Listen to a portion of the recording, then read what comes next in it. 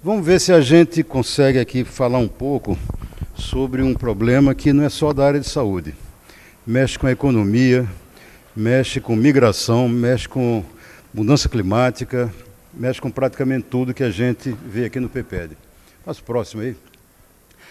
Bom, veja, epidemias e pandemias estão sempre...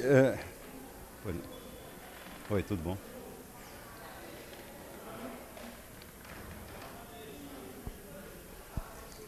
Epidemias e pandemias são algo que são ameaças permanentes. Eu destaquei duas ali de pandemias. Essas pegam o mundo todo, né? A gripe espanhola e a Covid. Mas a gente tem sempre surtos epidêmicos, né? Aqui no Brasil, dengue, febre amarela, chikungunya, né? Na Ásia, você tem o Nipah. Na Oriente Médio, você tem o MERS. Na China, você teve o SARS-1. Agora, pandemias são poucas, são raras, ainda bem. Mas por que elas aparecem? Por que elas sempre estão presentes e fazem essa ameaça para o mundo? Próximo. Eu vou tratar aqui de dois momentos. Um momento é até o final de 2019. Tá? Porque a pandemia começou no 31 de dezembro, 1º de janeiro. Foi exatamente quando a China estava fazendo a festividade do Ano Novo que começou a pandemia. Então você imagina o que é o pessoal no meio da festa, de 31 de dezembro, 1º de janeiro, todo mundo correr porque apareceu um vírus desconhecido aí. E depois, com a pandemia, começa outra era. Próximo. Dá um toque aí. Para começo de conversa, há uma avaliação do dano econômico nos Estados Unidos só, 16 trilhões de dólares, não é bilhões nem milhões, trilhões de dólares. Tá? E essa é uma avaliação do Larry Summers, que é uma figura bem conhecida da área da economia. Tá? Próximo, mais um toque. Aquilo é uma estimativa.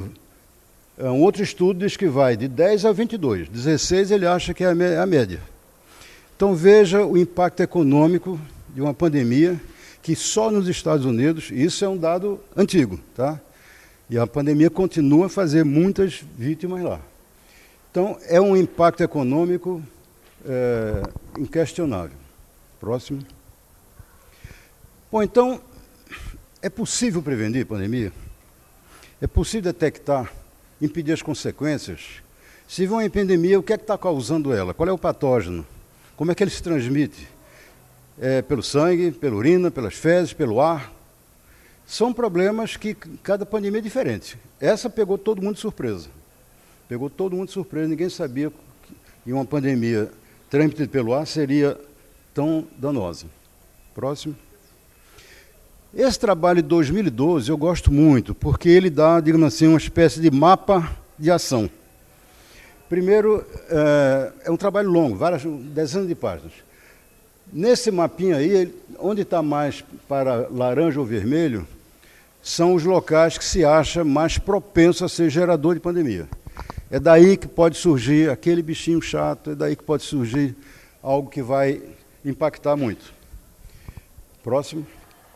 E ele mostra 3 fases, como é que uma epidemia nasce por zoonose. Numa primeira fase, que ele chama estágio 1, o patógeno está lá circulando na natureza. Uma das fontes principais de pandemia são os morcegos. O morcego tem um sistema imunológico que protege ele, mas ele vira assim, uma espécie de arsenal de um repositório de vírus. Né? Então, os morcegos são assim um dos culpados, um dos suspeitos iniciais. Né? Bom, nesse estágio, o vírus circula naturalmente na natureza. Seja no morcego, seja no animal em que ele se alimenta de sangue, mas enfim, ele fica mais ou menos restrito ali. Com mudanças no hábitat, por exemplo, vem desmatamento, ou vem invasão, uma transamazônica, você começa a ter um distúrbio nesse sistema ecológico e pode passar para uma fase 2. Dá um toque aí. Nessa fase 2, ele aqui representa, em verde, um espalhamento do vírus pelos animais mesmo. Quer dizer, entrou no animal, saiu do animal e tal. E em vermelho, quando chega no homem. Mas é contido ali. Você vê que ele é como se fosse um pico e sai. Por exemplo, a AIDS circulou muito tempo na África, antes de sair para o resto do mundo. Então, mas ali é um estágio que ainda está... Acontece alguma coisa, mas ainda não escapou. Próximo. De repente, aquilo escapa. E hoje em dia, com os sistemas modernos de comunicação, alguém já disse que o maior vetor de doença atualmente é o avião. Né? Do dia para a noite, um aeroporto internacional espalha aquilo para qualquer lugar do mundo. E aí não tem mais jeito. Aí vira uma pandemia. O ideal seria se a gente conseguisse parar aí, no estágio 1. Né? Ela está lá ainda, não passou para ninguém, mas é dificílimo. É dificílimo. Próximo. Eu não fazia virologia nem tratava muito de pandemia. Mexia com tripanosoma cruzi e doença de Chagas. Até que um dia recebi um convite para ir a essa reunião em Beládio. Beládio é onde a Fundação Rockefeller tem um centro de estudos e que faz eventos de 3 tipos. Você pode ir lá passar um mês escrevendo um livro. Você pode ir lá com mais 2, 3 colegas para escrever um trabalho. Ou você tem reuniões que você chega na segunda e vai embora na sexta, e terça, quarta e quinta você faz uma reunião de trabalho. E eu fui convidado para essa reunião, esse aqui de cabelo branco, aqui, jovem, o Dennis Carroll, e o outro lá, o Ariel, convidaram para uma reunião sobre possíveis maneiras de impedir pandemias. Tá? Próximo.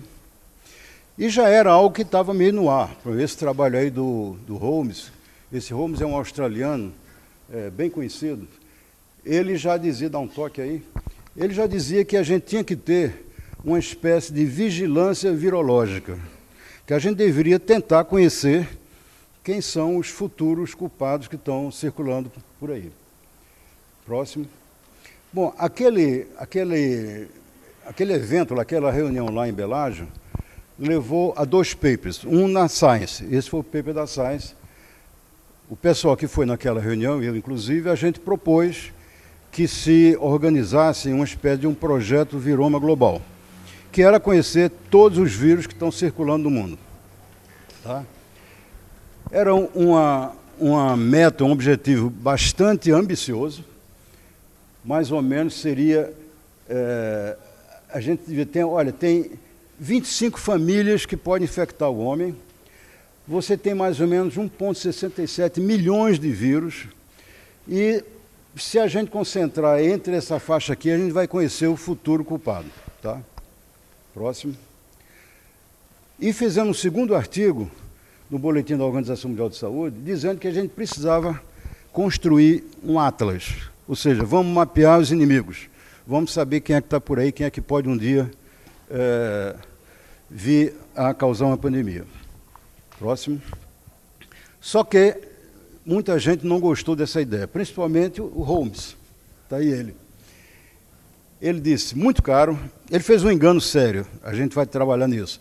Ele pensou que era um budget de 1 ano, era um budget de 10 anos. Mas, enfim, ele tem lá seus argumentos, foi muito ouvido, e ele disse, olha, gastar 1,2 bilhões com isso é um dinheiro grande e que não vai dar muito resultado. Dá um toque aí. Isso era o que a gente precisava para fazer o Viroma Global num espaço de 10 anos. Quando a gente propôs isso, a gente pensou nesses grandes projetos. Por exemplo, o projeto Genoma Humano, ele foi de 10 bilhões de dólares. Então, isso aqui, comparado com o genoma humano, não era tão alto. Mas, para quem está acostumado com o grantezinho do CNPq ou do NIH, era um dinheiro muito grande. Tá? E isso aí ficou marcando uma oposição ao projeto Viroma Global. Próximo. Depois, agora em 22 já, o próprio Holmes, ele admite, a gente conhece muito pouco dos vírus. A gente só está conhecendo vírus de invertebrado. Vírus de invertebrado a gente quase não conhece nenhum. E olha, aqui são os filos da classificação biológica. A gente conhece muito nos cordata, um pouquinho nos artrópoda e quase nada nos outros. Então, o Holmes está chegando agora para o nosso lado e dizer, olha, realmente o desconhecimento é muito grande. A gente não tem ideia do que está por aí. Hoje em dia se sabe, aparentemente, são os vírus os mais abundantes no mundo.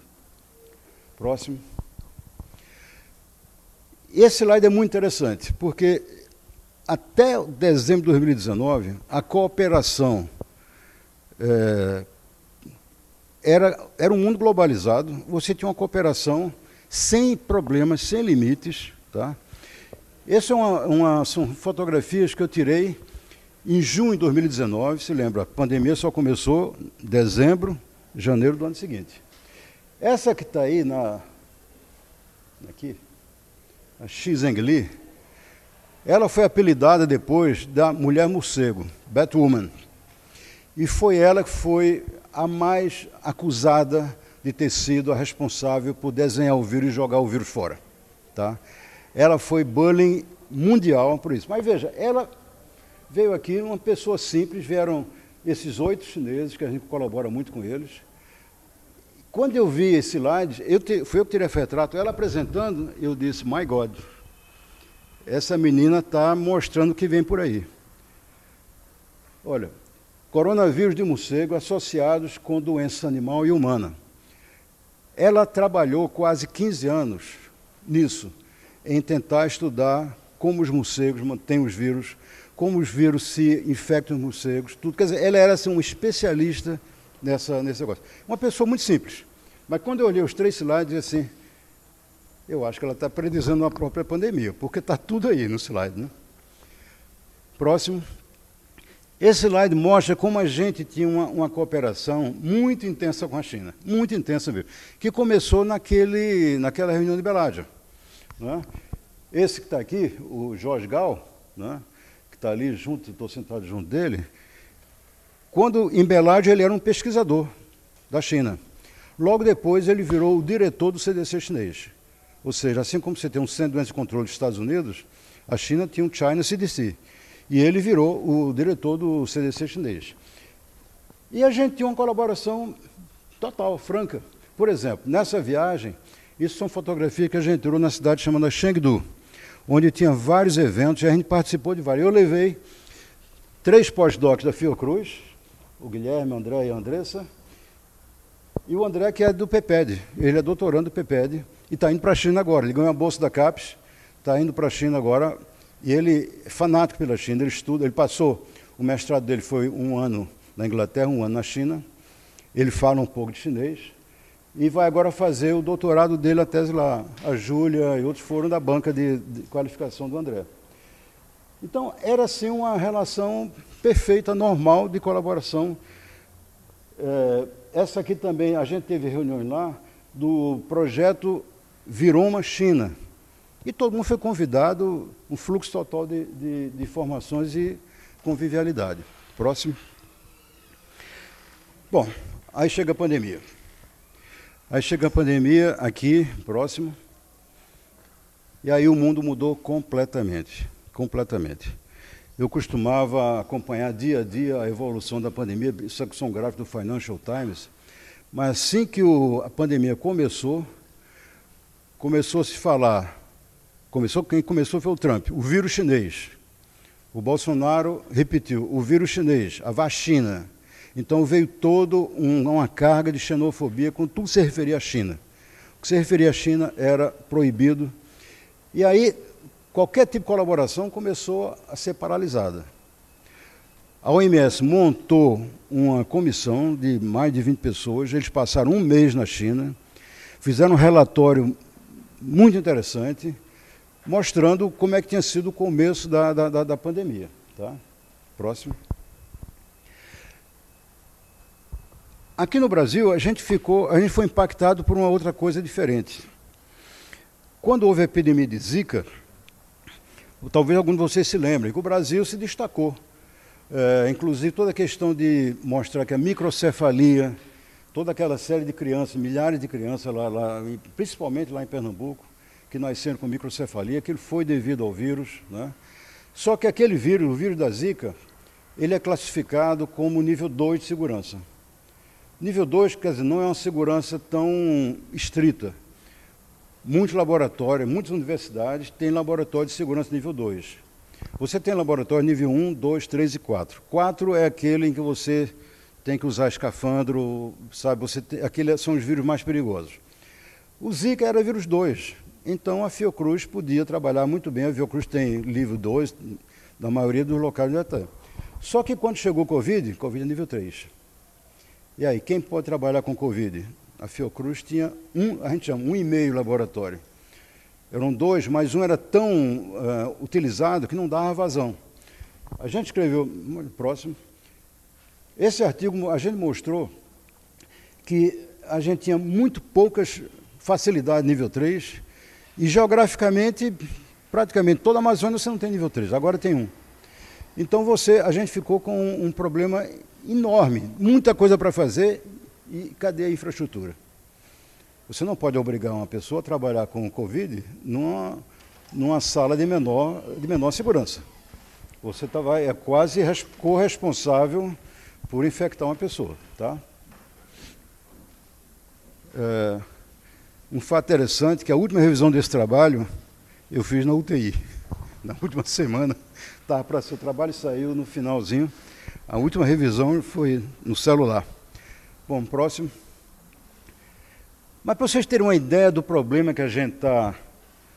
Com que problema que a gente está lidando, eu resolvi trazer aqui uma história maravilhosa, que é o chamado vírus Sabiá. Esse é um vírus que foi detectado aqui no Brasil, em 1990, tá?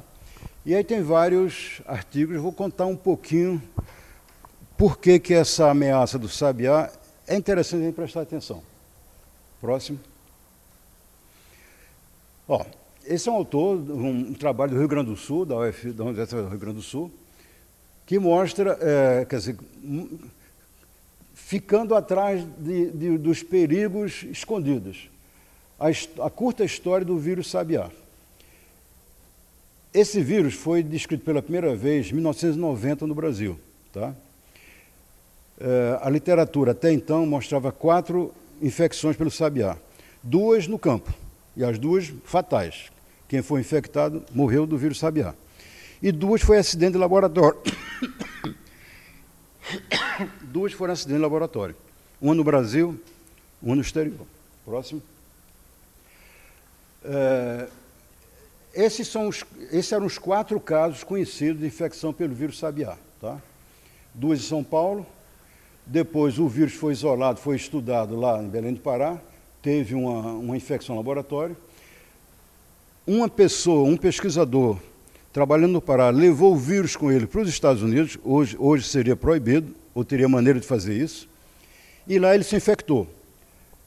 As 2 infecções no laboratório não foram fatais, porque o pessoal foi logo tratado. As 2 de campo foram fatais. Bom, isso era coisa de... o trabalho foi o ano 90 ou de 99. E o vírus, mais ou menos, tinha escondido, estava desaparecido, estava, digamos assim, ninguém sabia mais do Sabiá. Próximo. Só que a USP fez um trabalho belíssimo, e que é importante a gente tentar explicar um pouco por que esse trabalho tem um significado tão grande. Tá? Depois de 20 anos, a USP mostrou que tinha gente morrendo com o vírus Sabiá. Tá? Próximo. Antes de falar no trabalho, eu quero introduzir essa palavrinha para vocês, metagenômica. Foi a metagenômica que permitiu fazer esse trabalho da USP e tantos outros, até a gente está fazendo isso também. O que é a metagenômica? Como é que você faz diagnóstico de uma doença? Até hoje, até pouco tempo, você fazia, se você estava com suspeita de tuberculose, você fazia os testes para ver se a pessoa estava com tuberculose. Se não estava com tuberculose, você ia pegar outro teste para outra doença. Você fazia teste doença a doença. Tá? Mas você não tinha uma maneira de saber que bicho está aí dentro que eu não sei. Né? Você só fazia teste daquilo que você já sabia. Tá? Bom, a metagenômica é uma abordagem diferente. E ela foi possível porque, hoje em dia, sequenciamento de ácido nucleico virou quase que rotina.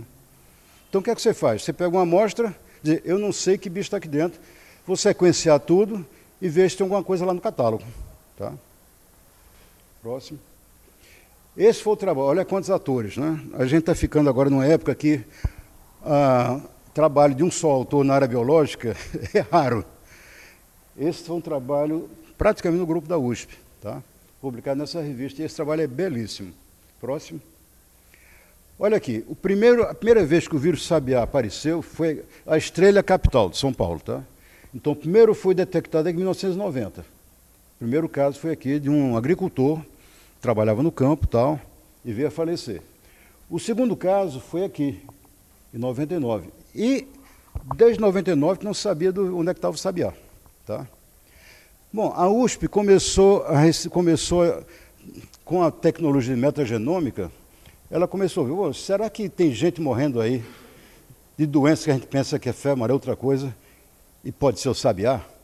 Será que não era bom a gente dar uma olhada nisso? Ver se esse vírus não está matando sem a gente saber?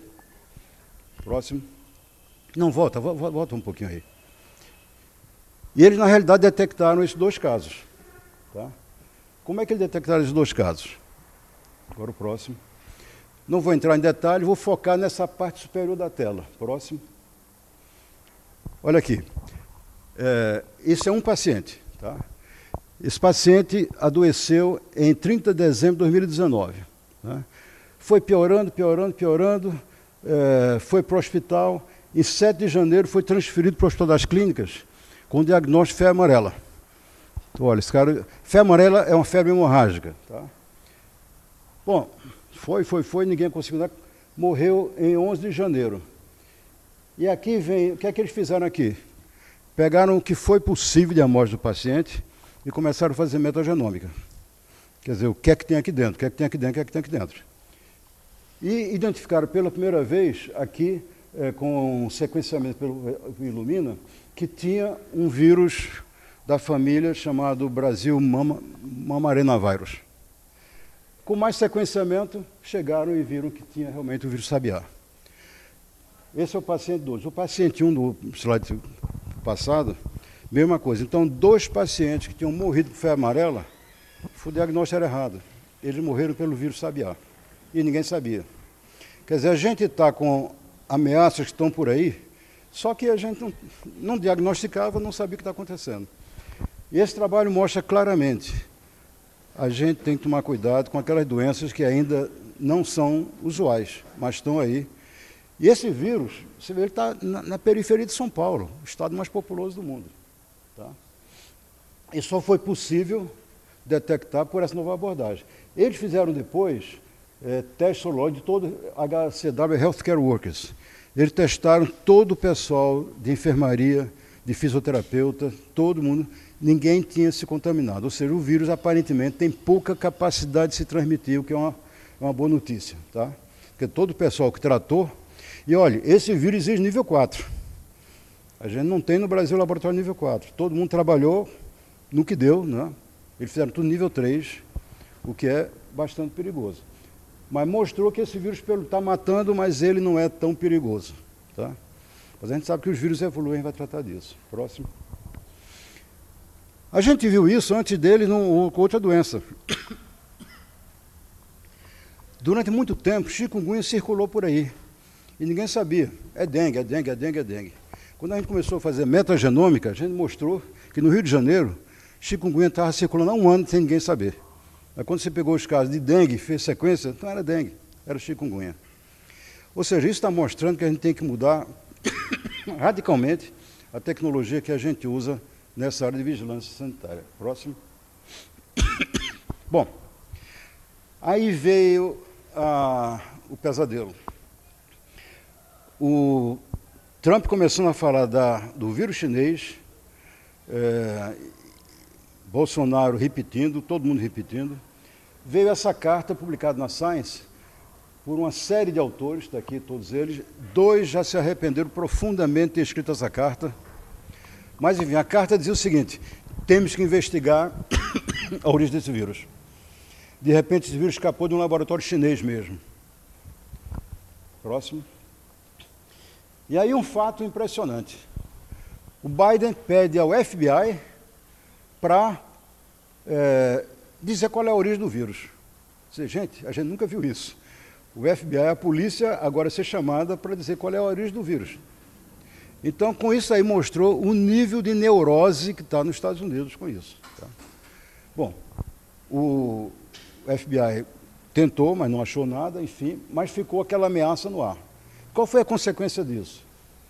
A China disse, não brinco mais, porra.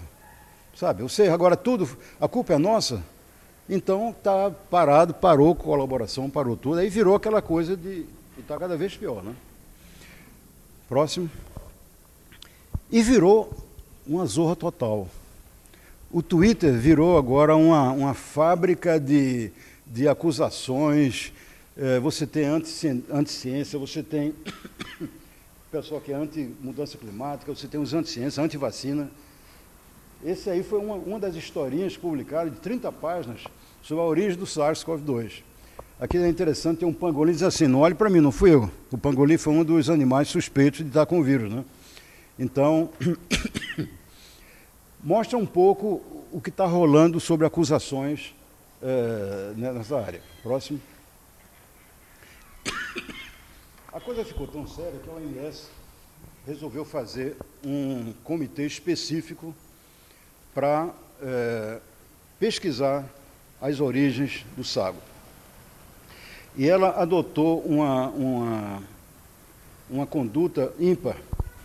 Em geral, a OMS pega os nomes e nomeia um comitê. Essa vez, devido ao ambiente político tão tensionado, ela fez um pedido de quem quer vir para esse comitê. E recebeu mais de 800 candidaturas. Eu fui um dos escolhidos, né? Nesse comitê, cada pessoa só representa um país, não tem duas pessoas do mesmo país.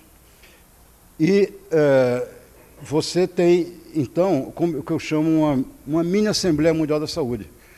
Você tem 27 pessoas, cada um de um país diferente. Vou chamar a atenção para 3 pessoas. Dá um toque aí.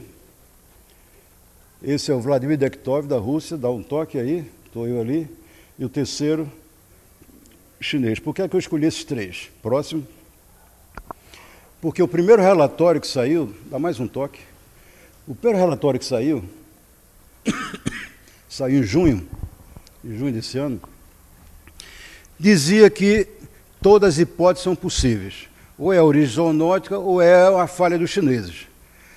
Aí eu, o chinês e o russo, e fomos acusados por isso, disse assim, veja, vocês não têm nenhuma evidência que foi um vazamento do laboratório. E vocês têm toda a evidência que é uma origem zoonótica. Por que colocam uma hipótese do mesmo nível de fatos? Então, eu não assinei esse relatório. E só nós 3 que dissemos assim, nós fomos contra. E aí, você não imagina, no dia seguinte desse relatório, a carga de meu Twitter não parava. Por que esse brasileiro se juntou com 2 comunistas para fazer isso, né? Então, era o tempo todo isso. Bom, isso rolou. Primeiro eu fui acusado de tudo. Tem o pessoal anti-vacina e o pessoal anti-China. Primeiro disseram o seguinte, Dr. Morel tem que sair do comitê porque ele recebeu o dinheiro do Global Varroa Project. Recebeu $2 bilhões. Aí eu respondia para ele, eu passei o primeiro dia, depois do relatório, foi um dia de Twitter o tempo todo. Eu dizia assim, olha, se eu recebi 2 bilhões, faça o seguinte, você tem prova? Primeiro mostra para a OMS que ela vai me expulsar do comitê. Depois manda para a Receita Federal no Brasil que eu vou ser preso por sonegador. Tá? E aí começaram, né? A OMS, ela mantém uma segurança muito boa sobre os membros do comitê. Eu comecei a receber também e-mail da OMS assim, você está avançando, você não pode revelar o que está no comitê. Não revelei nada, eu fui contra o relatório, estou revelando o que está no relatório. Você explicar um relatório que eu sou contra, então eu tenho direito de me defender. Bom, próximo. E um dos argumentos que eu usava lá é o seguinte, quer dizer que foram os chineses que fizeram o vírus? Foram os chineses que saíram o vírus. Agora, repare o seguinte, esse trabalho, os autores analisaram 6,4 milhões de genomas do vírus. Todo mundo, né, o mundo todo sequencia esse vírus. E ele mostrava o seguinte, aqui é 2020, aqui já era 2021, outubro. A capacidade de infectar desse vírus foi aumentando. Ele aqui, mais ou menos, uma pessoa infectava uma pessoa. Essas últimas cepas aqui já têm a capacidade de infectar 9 pessoas, sabe? Então, é um ganho de função imenso, de quase um log, Né? Aí eu perguntava assim, os chineses continuam trabalhando? Quer dizer, foi eles que fizeram primeiro, então eles estão fazendo a evolução maior? Quer dizer, eu digo, gente, vocês estão esquecendo uma coisa fundamental. A natureza é que é a maior geradora de mutações. Cara. Então, isso aqui para mim foi assim, gente, se foram eles que fizeram isso aqui, quem está fazendo o resto? Vocês estão achando que foi a mão humana que fez isso? Como é que você explica esse resto? Próximo. Bom, eu tive uma boa ajuda da Margareth Dalcommo, quando ela ganhou o prêmio. Eu até liguei para ela, disse, Margareth, você não sabe como você me ajudou. Ela disse, eu acho que essas teorias parecem mais conspiração do que ciência. Né? Elas não ajudam, elas ficam no meio do caminho, atrapalham os controles epidemiológicos e sanitários. Né? Porque elas criam uma insegurança na opinião pública, encorajam vários grupos de pessoas com más intenções a formular teorias nessa área, e isso não é muito bem, não é uma boa educação, para dizer o mínimo. Né?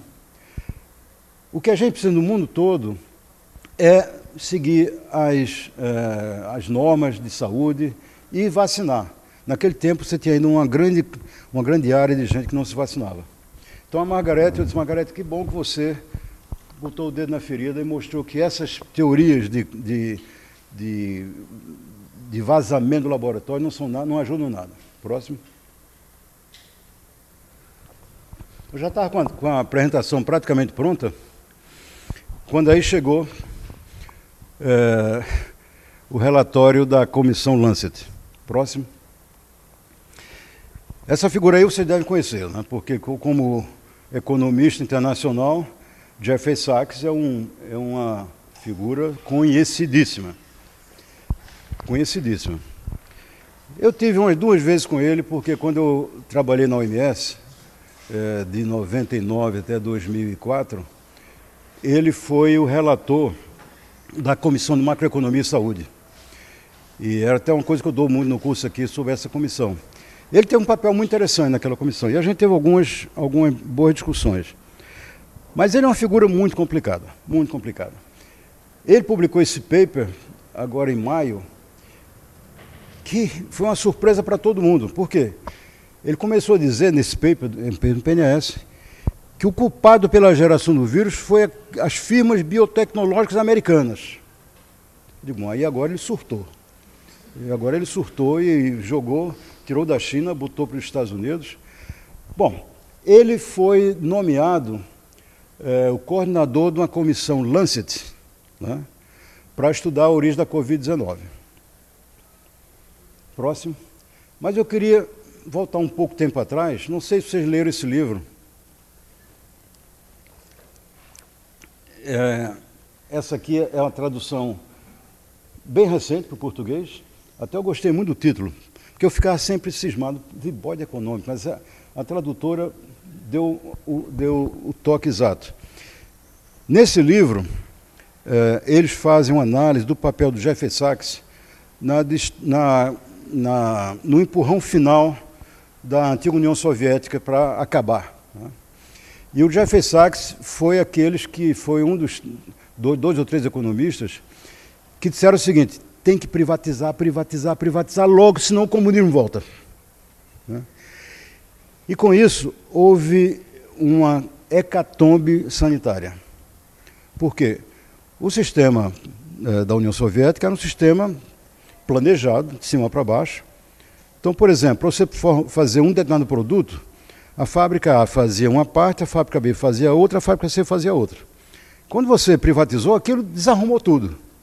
Desarrumou tudo. Então, houve desemprego em massa, fome, e as pessoas começaram a se intoxicar por álcool. Só que, como estava em crise total, não tinha vodka, nem eles tinham dinheiro para comprar vodka. O que é que eles faziam? Destilavam líquido de barba para tirar o álcool e bebiam aquilo. Então, o que teve de morte por dano hepático foram assim aos milhões. O pessoal acusou logo o Jeffrey Sachs. E ele depois disse que não, é porque eles comiam muita carne vermelha, tal, nunca ficou bem explicado. Mas ele, nesses 2 livros, mostra um pouco o papel de Jeffrey Sachs como economista, orando e pregando privatização como resolução de todos os males. Bom, então, volta agora ao próximo. Quando saiu aquele relatório da OMS, eu acusado, junto com 2 outros comunistas, de ser parte de um complô chinês, né? Eu digo, bom, eu tenho que falar sobre isso, né? Dei uma entrevista para o Jamil Chad, em português. Mas o Jamil Chad, muito pouca gente vê lá fora. Aí esse pessoal, ele é um físico nuclear, trabalha no CERN, naquele acelerador lá de partículas, né? Aqui é a fotografia dele lá no CERN. Ele me chamou para uma entrevista. Ele tem um blog que é chamado The Bad Boy of Science. Próximo. Aí deu uma entrevista muito interessante. Foi 1 hora e 50 minutos. Praticamente 2 horas de entrevista em inglês, com eles, conversando. E aí foi muito bom, porque eu pude colocar todos os meus argumentos para o mundo todo. Aí parou um pouco aquela perseguição. Eu disse, olha, tá dúvida? Vai na entrevista e tudo ali. Eles, por exemplo, perguntaram assim, lá fora o pessoal me chama de Carlos, me chama de Morel. Carlos, como você poderia ser convencido que não é acidente de laboratório? Eu digo, alguém quer mostrar que é um acidente de laboratório? Prove então. O ônus da prova é de quem está acusando. Ninguém pode provar que é inocente. Isso é um princípio mais do direito. Você não prova que é inocente, é o promotor que tem que mostrar a culpa. Eu disse, veja, houve um episódio na antiga União Soviética que realmente houve um vazamento de antrax e culparam a União Soviética, ela dizia, não foi a gente não. Até que vários cientistas americanos foram atrás e provaram, mas provaram cientificamente. Eles viram, olha, as mortes ocorreram no dia tal. Eles foram até a área onde tinha havido as mortes, pegaram dados do aeroporto local, dados de vento, de direção do vento, corrente do vento, e mostraram que naquele dia exato você tinha toda uma área que saía de uma instalação militar soviética para várias pessoas, mais de 1000 pessoas que morreram. Eles provaram que tinha havido um vazamento. Eu disse assim, se alguém acha que foi a China, que prove então que foi um vazamento. Não fica só dizendo assim, é uma hipótese. Bom, mas foi muito bom essa entrevista porque eu pude dar todos os dados que me interessavam. Próximo.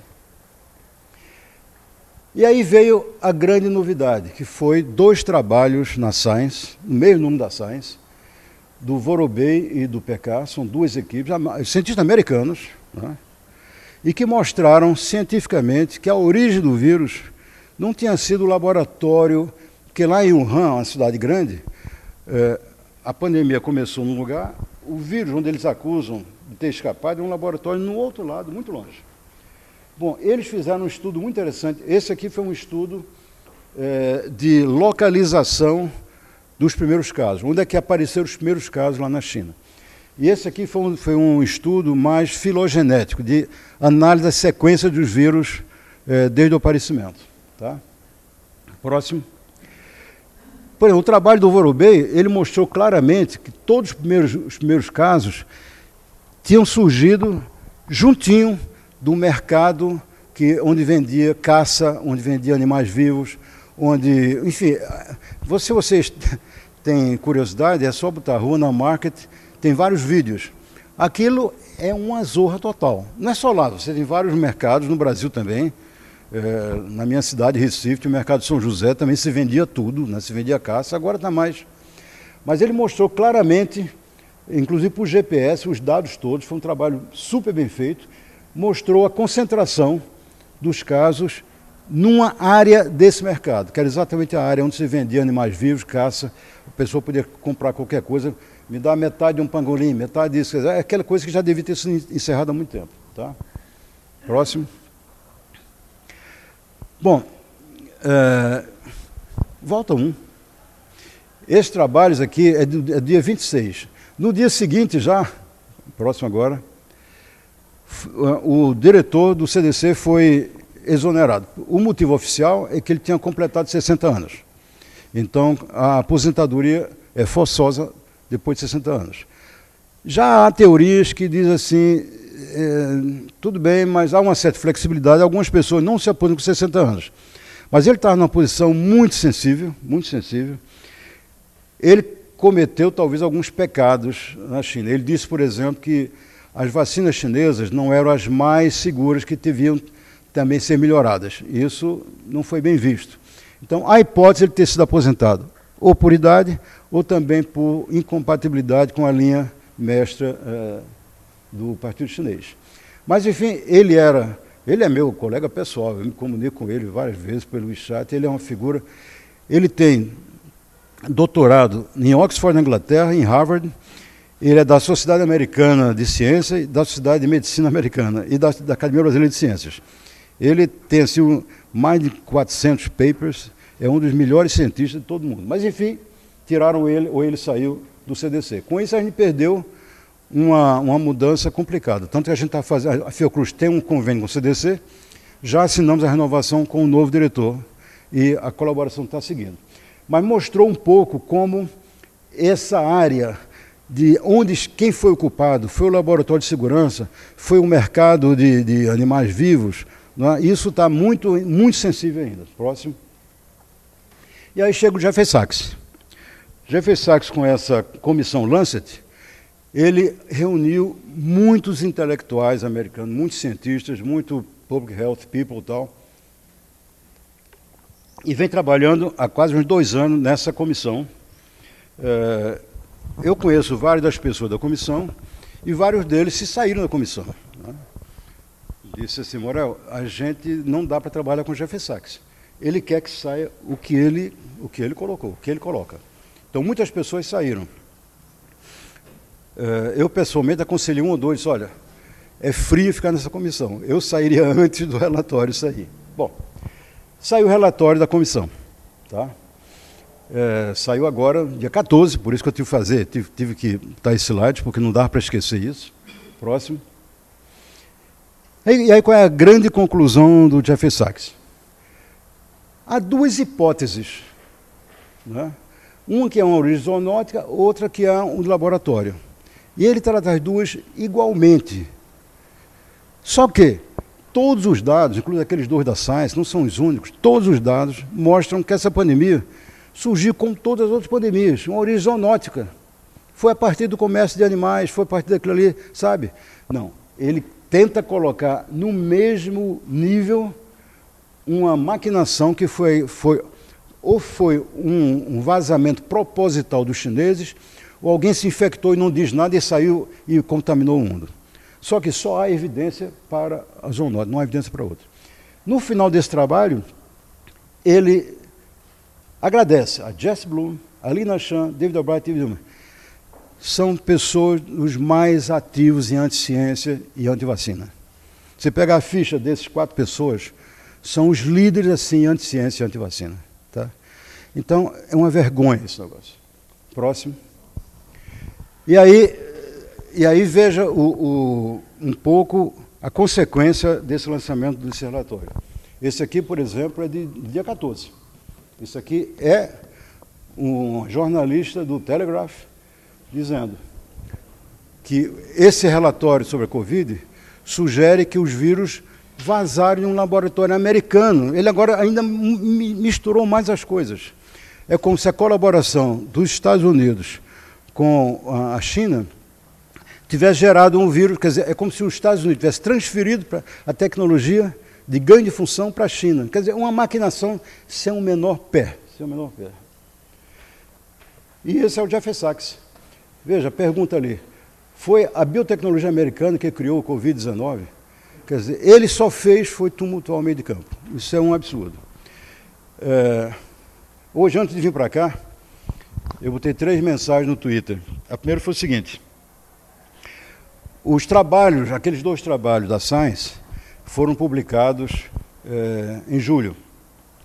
O relatório do Jeffrey Sachs foi publicado 50 dias depois. E os trabalhos publicados, desde fevereiro, tem pré-print, né? É um mecanismo hoje que se usa muito, é fazer primeiro um pré-print e depois... Os pré-prints estão lá com todos os dados desde fevereiro. Pois bem, ele não cita esses 2 trabalhos no relatório. O relatório tem mais de 400 citações, ele não cita evidência, e aí diz que é a mesma coisa, são 2 hipóteses iguais. E o Vorobet disse, não, aquilo é hipótese, não vale nada. Aí eu digo assim, bom, se você tem um dado certo, 50 de você ignora aquele dado, para mim isso é desonestidade intelectual. Botei isso em inglês e português, né?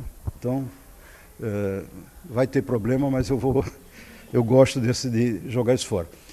E o Sago vai ter reunião daqui a pouco, mostrar isso, olha, ou a gente vai fazer uma crítica bem firme ao relatório da Lancet Commission, ou a gente vai se embaralhar nessas teorias do Jeffrey Sachs.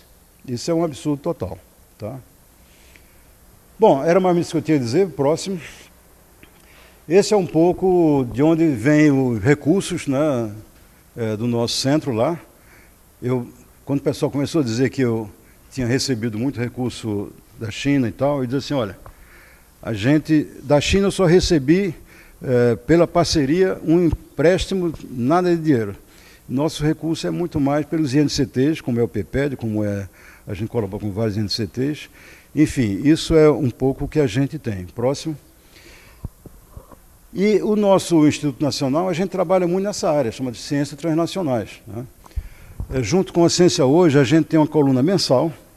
Todo mês sai na Ciência Hoje uma coisa sobre como é que você atravessa o chamado Vale da Morte. Né? Aqui é um cientista que achou uma molécula que pode ser aproveitada numa doença, mas até chegar no paciente, você tem um Vale da Morte e muitas pessoas morrem. Está aqui um esqueletinho mostrando que não é fácil cruzar isso. Tá?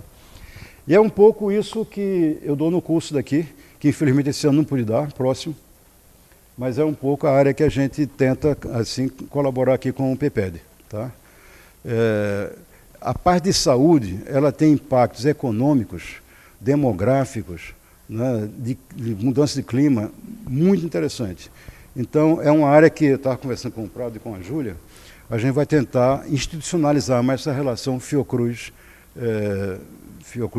Estudo de Economia, porque é uma área que muda rapidamente e que é uma grande oportunidade de tese. Se eu houvesse o curso, a minha prova final ia ser o seguinte, escolha qualquer artigo sobre o impacto da pandemia em uma área de interesse do PPED. Né? E você tem muitas coisas acontecendo nessa área de interface. Tá? Então é isso, Prado, é isso, Júlia.